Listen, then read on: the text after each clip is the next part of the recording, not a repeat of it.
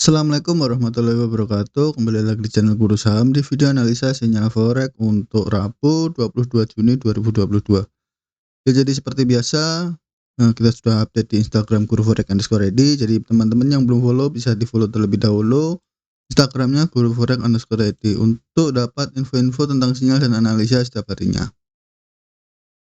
Nah, jadi untuk hari ini kita sudah ada dua analisa di sini, ada Euro GBP, ada USD Japan Yen ya.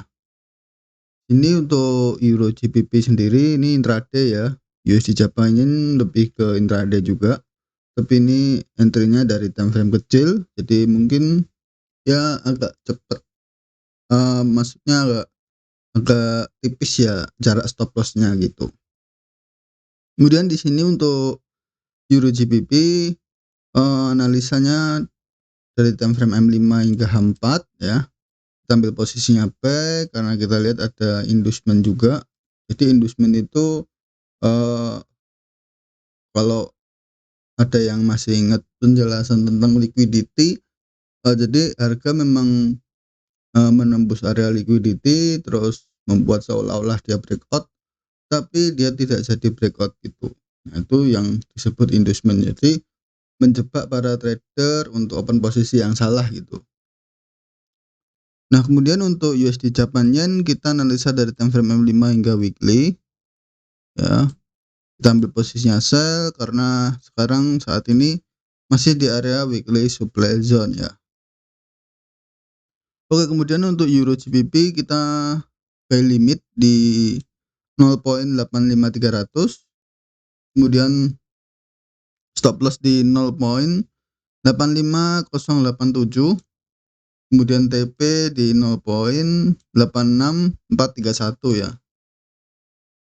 Kemudian resiko loss per 0,01 lotnya sekitar $2,62 ya. Dan reward 1/5, lalu expirednya sampai 1 Juli 2022. Kemudian untuk USD Japan Yen kita sell limit di 136.463, kemudian stop loss di 136.875, lalu TP-nya di 126.633 ya. Nah, ini untuk resiko loss per 0,01 lotnya sekitar $3,04 ya. Untuk risk and reward 1/23, expired sampai 4 Juli ya, 4 Juli 2022. Ya, seperti yang saya ingatkan selalu gunakan resiko 1% ya teman-teman ya. Jadi resiko setiap trading ini usahakan resikonya itu 1% ya dari modal teman-teman ya. Jadi jangan sampai resikonya itu melebihi dari 1% ya, apalagi sampai all in atau ya lebih dari 1% lah. Karena kalau resikonya 1% mustahil sih untuk MC ya. Oke, terus ini lakukan partial profit taking untuk mengamankan keuntungan. Jadi profit taking itu juga salah satu cara untuk mengamankan sebagian keuntungan, yang mana di sini untuk profit taking atau TP partial kalau harga sudah running profit 1/2 ya. 1/2 ini kan 1/5, terus yang bawah ini 1/23. Nah, ketika harga sudah running profit 1/2 artinya kita sudah running profit 2 kali lipat dari resikonya gitu. Misalkan di sini resikonya $2,62 ya. Terus kita sudah running profit sekitar $5,12 gitu. Nah, kita bisa TP parsial sebagian gitu. Maksudnya TP parsial itu kalau teman-teman open posisinya lebih dari 0,01 lot ya. Misalkan open posisinya 0,03 lot atau 0,02 lot, itu kita bisa TP parsial sebagian lot kita. Jadi dari 0,03 lot itu kita bisa TP parsial 0,01 lot dulu gitu. Itu yang bisa kita lakukan untuk mengamankan sebagian keuntungan. Terus untuk mengurangi resiko, kita bisa pindahin stop loss-nya ini di entry ya. Ketika harga sudah running profit 1/1 atau 1/2 gitu. Nah, kurang lebih seperti itu ya untuk penjelasannya. Mmm, terus untuk analisanya bisa swipe kanan aja di sini. Sini ada Euro GBP, kemudian di sini ada USD Japan Yen ya. Euro GBP kita ambil dari time frame MH4, kemudian USD Japan Yen di time frame M30 ya. Oke, jangan lupa like, kita bahas satu persatu dari Euro GBP terlebih dahulu. Nah, di sini sudah ada Euro GBP di time frame H4. Sebelumnya kita juga sudah ada sinyal dari area sini ya. Nah, kita ambil posisi buy di sini, tapi ternyata harga tidak menjemput area kita gitu. Jadi hampir sentuh juga. Tapi harga langsung bull run ya. Oke, kita pindah ke daily. Kalau di daily sendiri dia sudah adanya perubahan tren di sini. Dia sudah change of karakter, dia sudah breakout structure juga, 2 kali breakout structure. Nah, di sini kalau kita perhatikan, jadi dia sudah perpindahan tren ya di sini ya. Dari yang bearish, oke, menjadi bullish ya. Nah, di sini kalau kita lihat di H4 dulu. Di H4 ini atau lebih jelasnya di H1 ya. Nah, di H1 ini harga masih konsolidasi di area ini ya. Masih membentuk flat pattern gini atau sideways pattern, dan di sini terbentuk suatu area liquidity ya. Di sini dan area liquidity yang di bawah juga. Yang mana area inducement itu harga, kecenderungan harga atau retail trader akan cenderung untuk buy di area-area ini dan sell di area-area ini ya. Ketika trader buy di area ini, kemungkinan stop loss itu berada di area ini juga gitu. Nah, inducement itu jadi harga menjebak para trader seolah-olah agar mereka bisa open posisi buy di sini, terus pasang stop loss di area-area ini. Nah, ketika harga break dari support trendline-nya ini atau trendline retail trader ini, setelah break dia langsung lanjut untuk bullish lagi, atau sebaliknya ketika dia breakout dia kembali lagi gitu. Jadi pada dasarnya inducement itu menjebak para trader untuk ambil posisi yang salah ya teman-teman ya. Terus kalau di sini kenapa kita bisa open posisi di sini, selain di sini adalah area stop loss para retail, eee, kalau kita perhatikan di sini dia sudah ada breakout structure juga atau chart ya. Di sini dia berhasil break dari high yang ini dan membentuk higher high, terus higher low, higher high, higher low ya. Udah jelas ya, berarti tren pendeknya dia juga bullish gitu. Terus kalau kita pindah ke M30 dulu. Oke, langsung ke M5 saja. Jadi kalau kita perhatikan tadi di M30 ada harga sempat koreksi ya, masuk ke area demand di sini di candle bearish yang ini. Terus di sini kita sebut area demand zone ya. Di sini. Nah, di candle merah yang ini di M30. Oke. Ini area demand zone berikutnya. Tapi kalau kita lihat lagi di time frame rendah seperti M5. Nah, tadi kan kalau di M30 area demand-nya sekitar di area-area ini ya, teman-teman ya. Nah, tetapi di sini juga ada area FVG M5 ya. Yang mana di area itu nanti kemungkinan harga akan kembali lagi ke area itu ya. Masuk ke area ini terus. Nah, di sini kita ambil posisi buy-nya eh di candle yang sebelah ini ya, di candle merah sebelah ini. Ini ukurannya 2 kali lipat ukuran candle tersebut ya. Untuk open posisinya di sini adalah entry buy-nya, di sini stop loss-nya.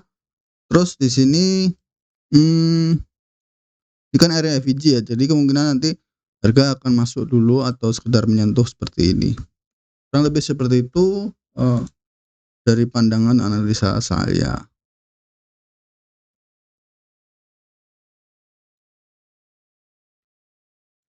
Ya, jadi di sini adalah area FVG, M5-nya yang tadi ya, terus ini yang kita ambil tadi. Oke, next kita coba lihat di USD Japan Yen ya. Oke, di USD Japan Yen harga sebelumnya ini kalau kita lihat di time frame weekly dulu. Ini kita belum entry ya tadi ya. Di time frame weekly, nah ini garis-garis yang ini sudah saya tandai. Ini adalah swing high ya, garis swing high yang terjadi di sini. Dan di sini adalah swing high kedua ya.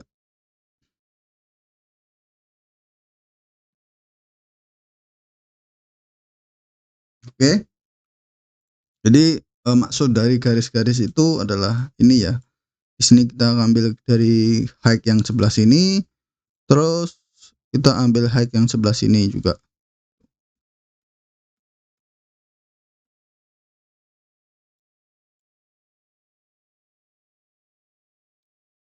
Oke, kita kembali di sini.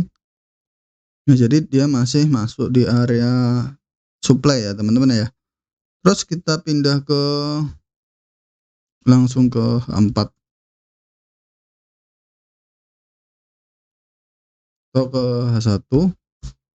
Nah, di sini sudah terlihat kalau di sini adanya change of character ya. Change of character itu jadi harga sudah break dari atau ya sudah break dari low-nya yang sebelah sini. Nah, ini adalah low-nya sama ya. Kemudian harga break membentuk low yang lebih rendah daripada low sebelumnya. Kemudian di sini ada juga high yang lebih rendah daripada high sebelumnya ya, yang mana ini bisa disebut lower high, terus di sini jadi lower low. Oke, jadi secara ini tren pendeknya dia ada perubahan harga, di sini ada perubahan arah tren di time frame H1 hingga M15-nya ya. Kita coba ke M15.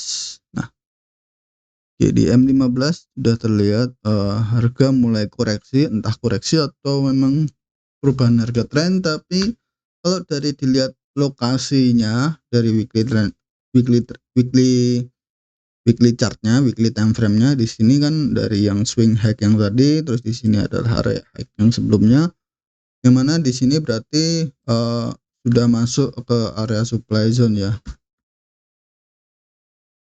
Terus kenapa kita entry-nya di sini? Di sini kan kelihatan nggak kalau ini adalah area supply ya. Di sini area supply zone. Terus kita pindah ke M5. Nah, kita ambil posisi candlenya yang sebelah sini ya. Kita ambil posisi candle yang ini. Ukuran 2 kali ukuran candle ya, walaupun kita lebihin dikit ya. Kita lebihin dikit untuk jarak space antara spread gitu.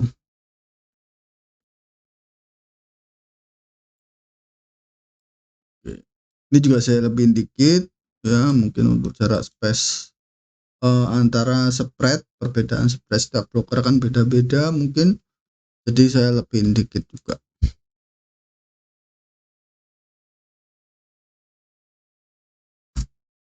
Terus untuk TP-nya, target TP memang panjang sih ini sih. Di sini juga ada area FVG juga ya. Kalau teman-teman perhatikan juga di sini ada area FVG ya. Kelihatan ya kalau memang USD Japan Yen itu banyak sekali FVG-nya di bawah. Di bawah memang masih banyak sekali area FVG-nya. Di sini juga ada. Ya, di sini ada, di sini ada.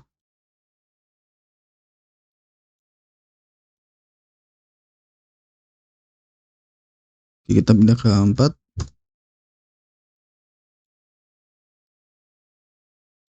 Bahkan di sini juga ada area FVG H2 juga. Tren sudah panjang bullish-nya ya ini ya teman-teman ya. Berhari-hari dari kemarin bullish terus, di sini masih banyak area FVG. Jadi memang suatu saat harga akan kembali ke area-area itu ya. Di sini juga ada area FVG daily. Jadi memang harga ada kemungkinan untuk kembali lagi masuk ke area ini, ke area ini, atau ke area ini. Jadi harga pasti akan kembali ke arah sana ya, cepat atau lambat, mungkin suatu saat nanti gitu. Tapi untuk saat ini ya, untuk saat ini sinyal kita ambil entry di sini ya, di ini kan swing low-nya H4. Jadi kita ambil TP di area itu aja.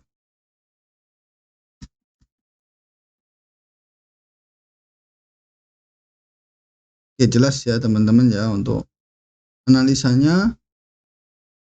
Oke, mungkin sekian untuk analisa USD Japan Yen dan Euro GBP ya teman-teman. Terima kasih yang udah menonton, semoga bermanfaat dengan video ini. Yang udah profit pertahankan, yang masih loss terus belajar ya. Pertahankan risk manajemennya karena itu adalah kunci untuk profit konsisten ya. Tanpa risk management, tanpa money management yang konsisten, terutama penggunaan resiko yang melebihi dari sewajarnya ya, karena wajarnya resiko itu kan 1% ya setiap trading ya. Jadi resiko di sini, resiko ini, jadi apabila harga sentuh stop loss seperti ini ya resikonya cuman minus 1% ya teman-teman. Jadi jangan lebih dari 1% ya teman-teman untuk resikonya setiap kali ambil posisi trading ya, entah mau ikut sinyal atau tidak ikut sinyal. Saya rasa 1% itu akan menyelamatkan kita semua ya. Dengan menggunakan resiko 1% ya mustahil gitu untuk MC, berarti perlu 100 kali gagal ya. Kalau resikonya fix selalu 1%, berarti perlu 100 kali gagal berturut-turut tanpa profit sekalipun ya. Kayaknya mustahil ya teman-teman ya. Oke, ikuti terus analisa sinyal forex di video-video selanjutnya. Jadi jangan lupa subscribe agar tidak ketinggalan update video-video berikutnya. Yang punya pendapat lain bisa tulis di kolom komentar. Jangan lupa like, share, and subscribe ya. Oke, wassalamualaikum warahmatullahi wabarakatuh.